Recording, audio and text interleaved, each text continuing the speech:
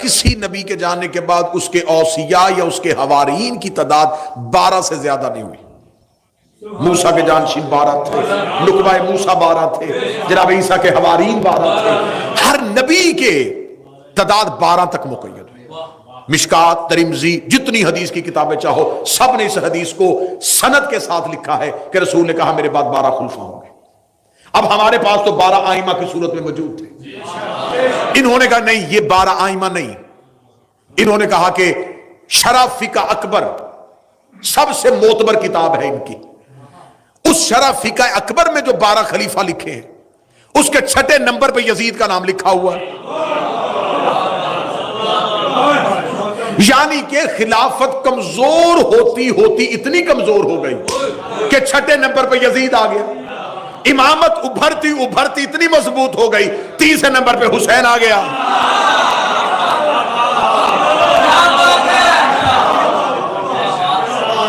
اب وہ جس نے مکہ کی پہاڑیوں پہ 2 بزرگ کھڑے تھے،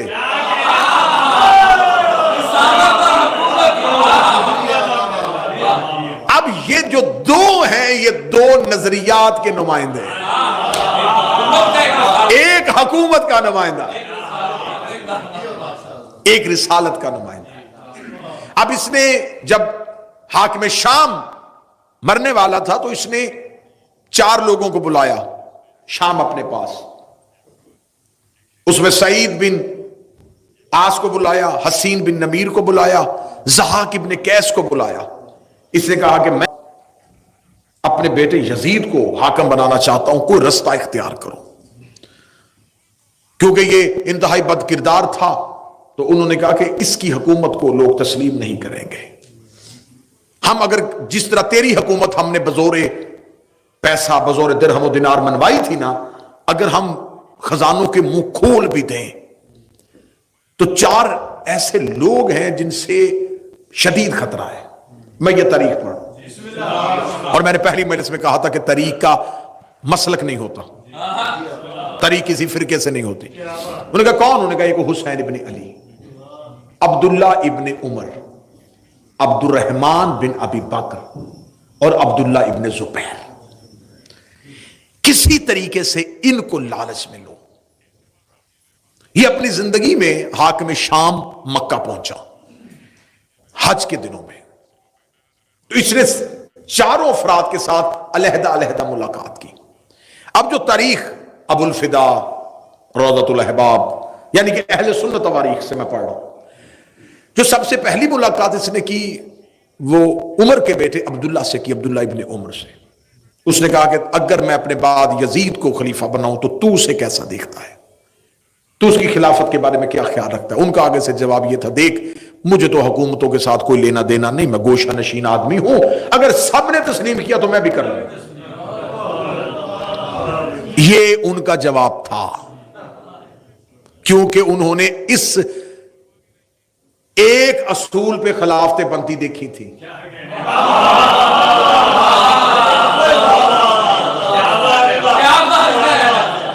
کہ اگر جمہور تسلیم کر لیا جائے تو تسلیم کر لیا جاتا ہے، جیسا کہ ایک خلیفہ نے اپنے باپ کو خط لکھا تھا، مبارک ہو میں مسلمانوں کا خلیفہ بن گیا ہوں۔ تو اس نے کہا تھا کہ کیا ہاشمی دنیا سے چلے گئے؟ ہاں یہ خط کتابوں میں موجود ہے۔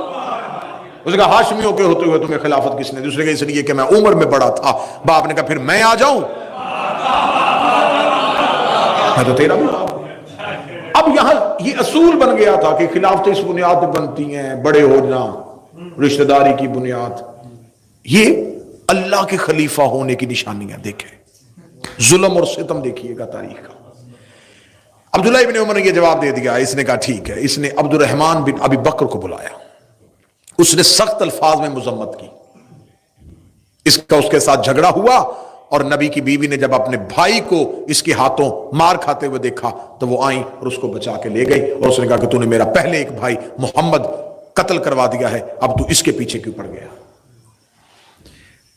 تیسری اس نے ملاقات کی حسین ابن علی سے، مولا حسین ابن علی سے کہا دیکھیے حسن نے میرے ساتھ شرائط طے کی تھی، مولا نے فرمایا تم نے اس پہ عمل نہیں کیا۔ اس نے کہا میں نے خاطر خواہ عمل کیا ہے، میں چاہتا ہوں کہ میرے بعد میرا بیٹا یزید تخت پہ بیٹھے۔ مولا امام حسین اس کی طرف دیکھ کے کہنے لگے یہ پہلی شرط کی نفی ہے۔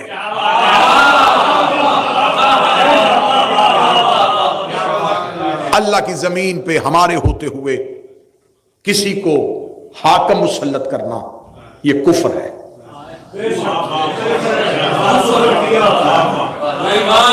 حسین ابن علی کا دشمن مورخ، دشمن، میں نے متعصب ترین مورخ اٹھا کے دیکھے، تبری جیسے لوگ اٹھا کے دیکھنے، ابن خلدون جیسے لوگوں کو اٹھا کے پڑھا ہے، تاریخ الخلفاء میں جلال الدین سیوطی کو اٹھا کے پڑھا ہے، انہوں نے کہا چاروں میں سے سب سے جاندار جواب حسین ابن علی کا تھا،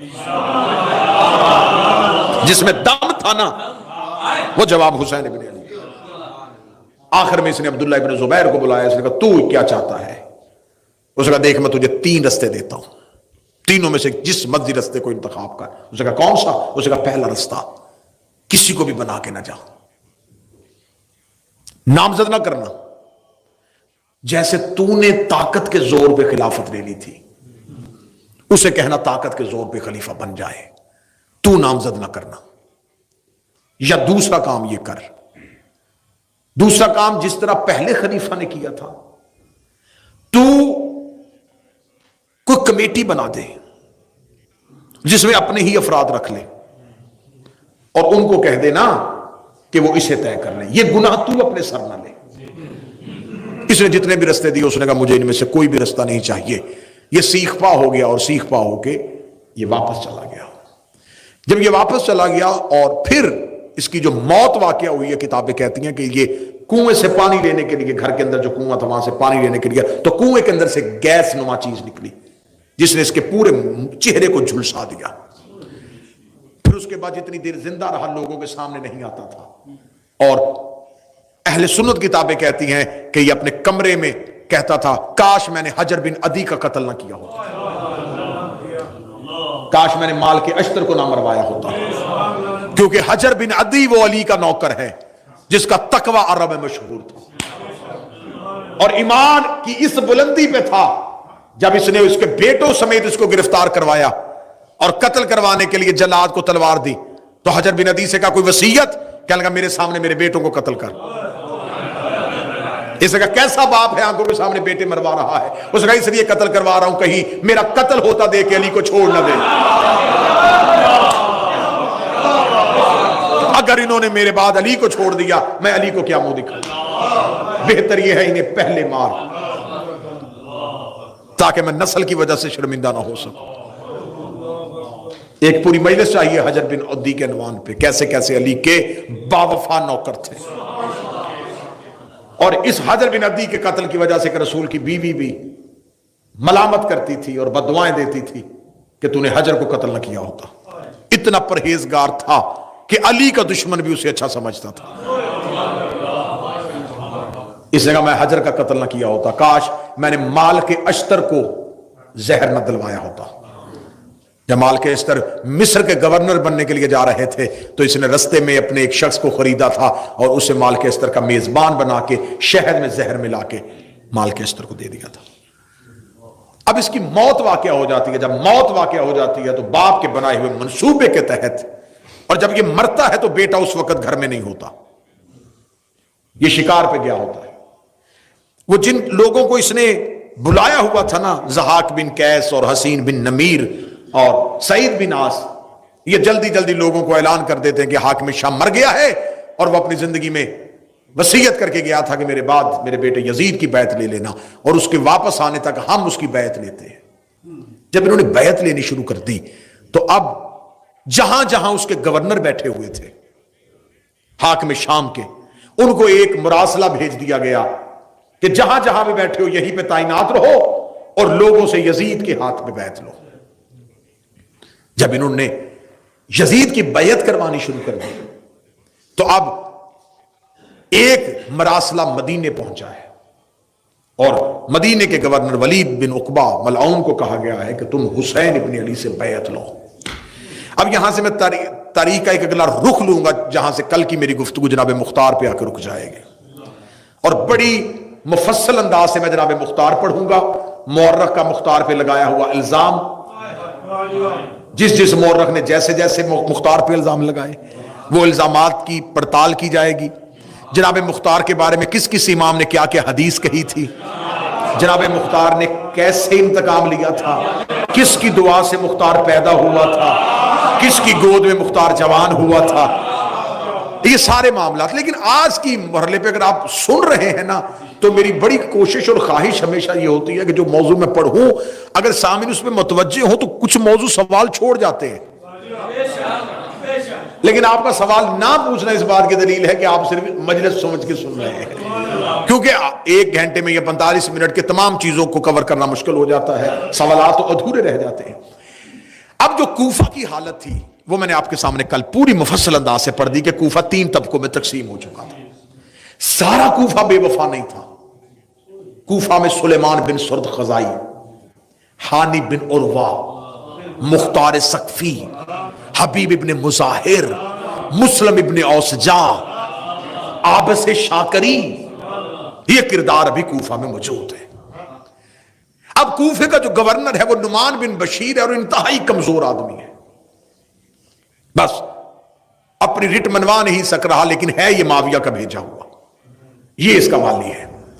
اب کوفہ میں امام حسن کی شہادت کے بعد علی کے شیعوں نے سر اٹھانے شروع کر دیے. جب سر اٹھانے شروع کیے تو یہاں پر ایک کردار ہمیں تاریخ میں ملتا ہے، سلیمان بن سرد خزائی. یہ 90 سال کے بزرگ ہیں، یہ جمل میں اور صفین میں مولا علی کے ساتھ رہے، مولا علی کے لشکر میں بھی شامل تھے.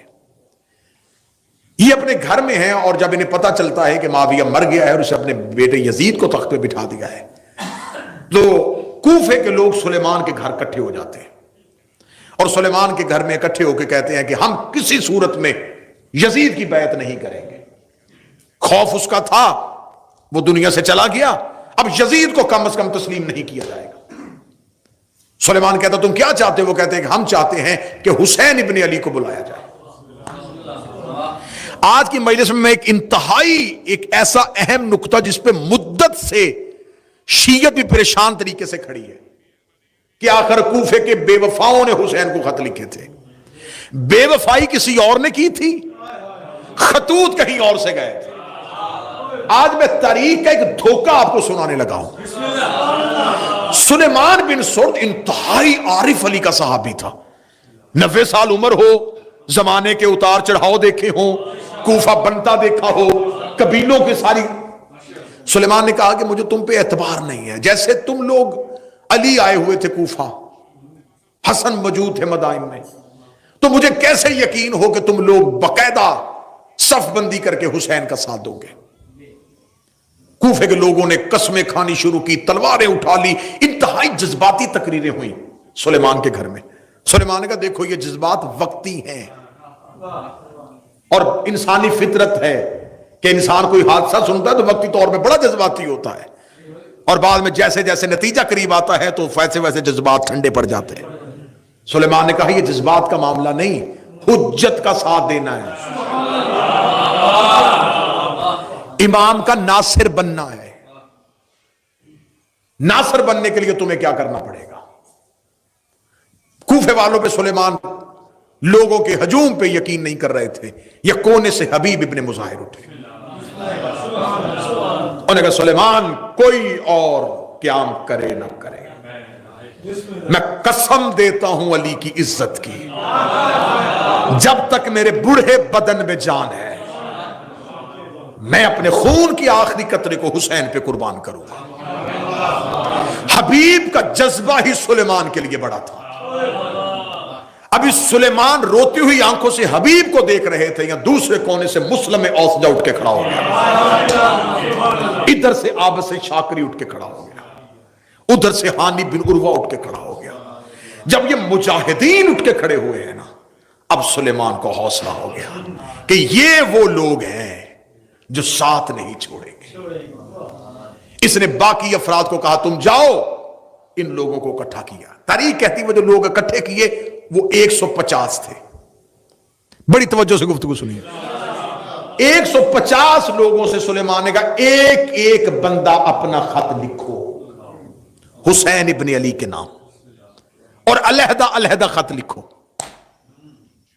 ایک تاریخ کہتی ہے کہ 150 نے علیحدہ علیحدہ خط لکھے، اور کچھ مورخین کہتے ہیں ایک ہی خط میں 150 نے 10 خط کیے۔ علیحدہ لکھے یا اکٹھے لکھے یہ طے ہے کہ 150 کی رضامندی شامل ہو گئی۔ ادھر سے امام حسین مدینہ چھوڑ چکے تھے۔ یہ ذہن میں رکھیے، جب حسین مدینہ چھوڑ کے آ رہے تھے اس وقت امام حسین نے ایک بھی اعلان نہیں کیا کہ میں کوفے جا رہا ہوں۔ امام حسین نے کہا تھا میں مکہ جا رہا ہوں، کیونکہ امام حسین کو ولید نے کہا تھا کہ میرے پاس 2 رستے یزید نے بھیجے ہیں، یا بیعت لے یا سر لے، اور میں آپ کے خون سے اپنے ہاتھوں کو رنگین نہیں کرنا چاہتا۔ امام حسین بیعت کرنا نہیں چاہتے تھے اور سر مدینے میں دینا نہیں چاہتے تھے، لہذا امام حسین نے ہجرت کر لی۔ ہجرت امام حسین نے جب کی تو امام حسین مکہ آ کے بیٹھ گئے۔ یہ مکہ میں امام حسین کا قیام جو ہے یہ 6 ماہ کا ہے، مسلسل امام حسین مکہ میں بیٹھے رہے، اور مکہ میں کسی اپنے دوست کسی نوکر کے گھر نہیں، جناب خدیجۃ الکبریٰ کے گھر میں رہے تھے، کیونکہ مکہ میں جناب خدیجہ کا محل تھا جس کی چابی حسین کے گھر میں پڑی ہوئی تھی۔ مولا امام حسین آ کے بیٹھ گئے مکہ میں، اور اب 150 لوگوں نے جب پتہ چل گیا نا، تو اب اگر یہاں علی کے شیعہ تیاری کر رہے ہیں تو معاویہ کے بھی ابھی لوگ باقی ہیں۔ ان میں کردار ہمیں تاریخ نے بتایا ہے، مسلم ابن عمر یا مسلم بن حالی، یہ نام بتایا ہے، یہ یزید کا جاسوس تھا۔ اس نے یزید کو خط لکھا کہ یہاں سے سلیمان بن سرد خزائی کے گھر میں بڑے بڑے قبیلوں کے سرداروں نے اکٹھے ہو کے حسین ابن علی کو خط لکھا ہے۔ اس نے فوراً کہا کہ تم بھی ایسے کرو کہ اپنے لوگوں سے حسین کو خط لکھواؤ۔ اب دیکھیے گا، اب محمد بن اشعث جودہ کا بھائی، اور وہ اشعث جس نے مدائن میں مولا حسن سے دھوکہ کیا تھا اس کا بیٹا، اس نے اپنے گھر میں لوگوں کو اکٹھا کیا، اور اکٹھا کر کے وہاں سے خطوط لکھے، جن خطوط کے آخر میں انہی لوگوں کا نام لکھ دیا جنہوں نے سلیمان کے گھر میں خطوط لکھے تھے۔ اب دیکھیے گا تاریخ میں دھوکہ کیسا ہوا ہے۔ جو سلیمان کے گھر میں شیعوں نے خطوط لکھے تھے، سلیمان نے کہا کہ کیونکہ امام کا پروٹوکول نہیں ہے کہ ہم قاصد بھیجیں، یہ امامت کی شان کے خلاف ہے کہ امام مکہ آئے ہوں اور ہم کسی قاصد کے ہاتھ اپنے خط بھیجیں، اٹھو اپنے اپنے خط لے کے مکے جاؤ۔ 150 لوگ خطوط کے ساتھ مکہ پہنچ گئے۔ مکہ میں امام حسین کو کوفہ کے تمام حالات سے باخبر کر دیا۔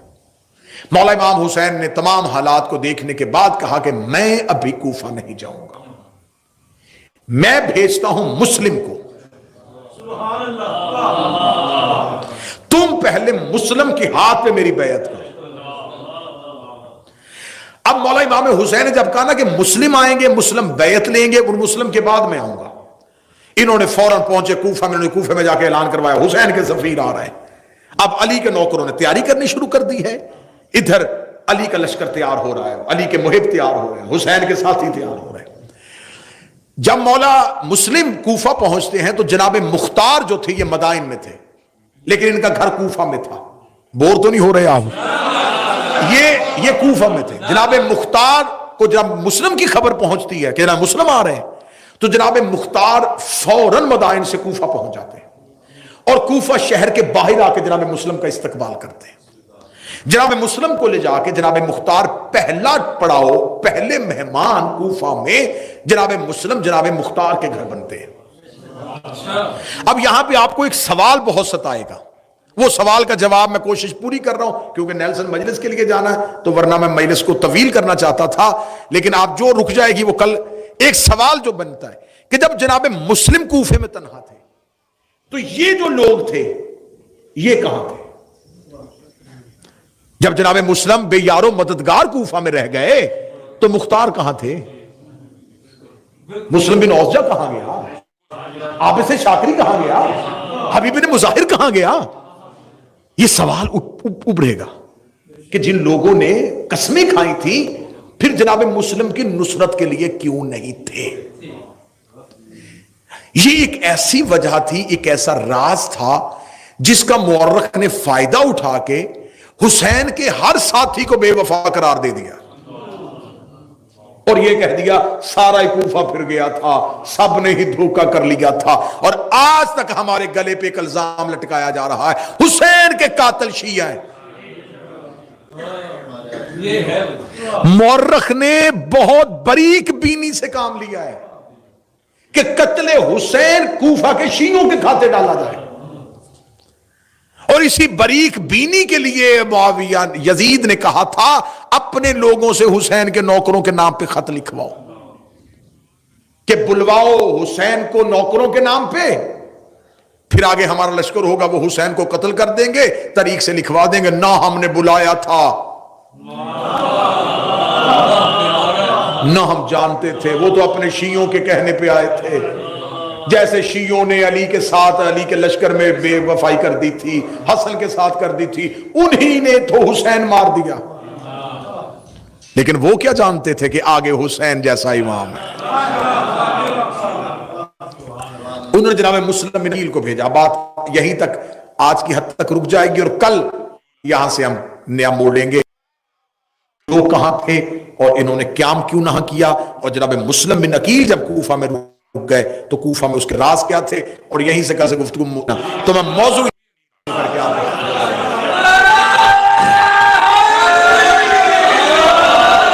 لیکن آپ نے یہ قتل ہمارے کھاتے میں ڈالا کہ امام حسین کو قتل شیعوں نے کیا تھا، لیکن تمہاری بدبختی نے تمہارا ساتھ پھر نہیں چھوڑا، تمہاری قسمت نے تمہارا ساتھ دے دیا، بدبختی نے ساتھ نہیں چھوڑا کہ تم نے لکھ دیا کہ حسین کے قاتل جو تھے وہ عمر ابن سعد تھا، وہ حسین بن نمیر تھا، وہ محمد بن اشعث تھا۔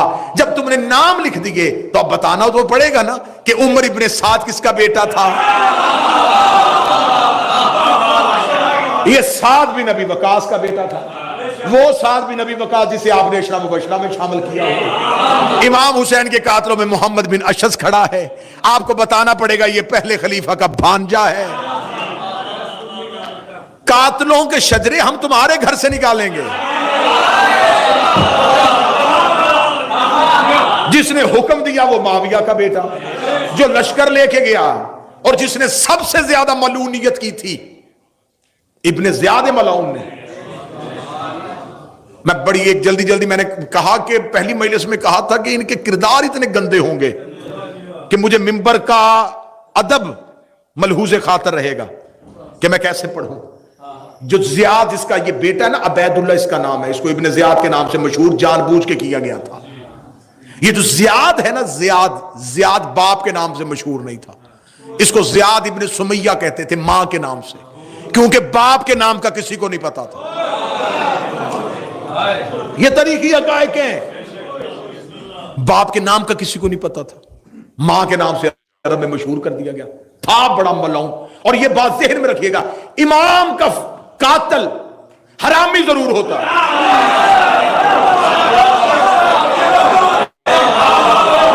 یہ بات طے ہے۔ معصوم کا قاتل حلالی نہیں ہو سکتا۔ یہ ماں کے نام سے مشہور تھا انتہائی بد فطرت، بد خصلت، بد کردار، بد مزاج۔ آخر حاکم شام کو کسی نے بتایا تھا کہ تو نے عمر بن عاص جیسے بندے کٹھے کیے ہوئے ہیں، اگر تو زیاد کو بلا لینا تو وہ تیرا پورا ساتھ دے گا، لیکن وہ اپنی اکڑ میں تھا، وہ حاکم شام کو ماننے کے لیے تیار نہیں تھا۔ اس نے مغیرہ ابن شعبہ کو یہ سازش دے کے بھیجا، اس نے کہا تو زیاد کو تیار کر کے کسی طریقے سے میرے پاس لے کے آ۔ جب اس نے زیاد کو لے کے آیا کہ تجھے حاکم شام ملنا چاہتا ہے، جس نے اپنے دربار میں بڑی تقریب کا انعقاد کیا۔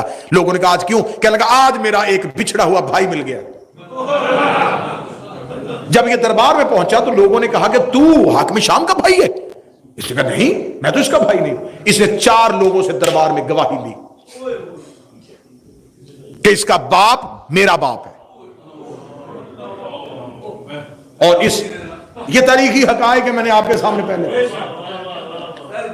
اور اس نے مغیرہ ابن شعبہ کو کاندھا مار کے کہا تھا کہ تم مجھے یہاں گالیاں دلوانے کے لیے لے کے آیا تھا، کہ یہ گالی ہے نا، کہ بھرے دربار میں یہ کہہ رہا ہے، اور اس نے 4 لوگوں سے قرآن پہ قسم دلوائی.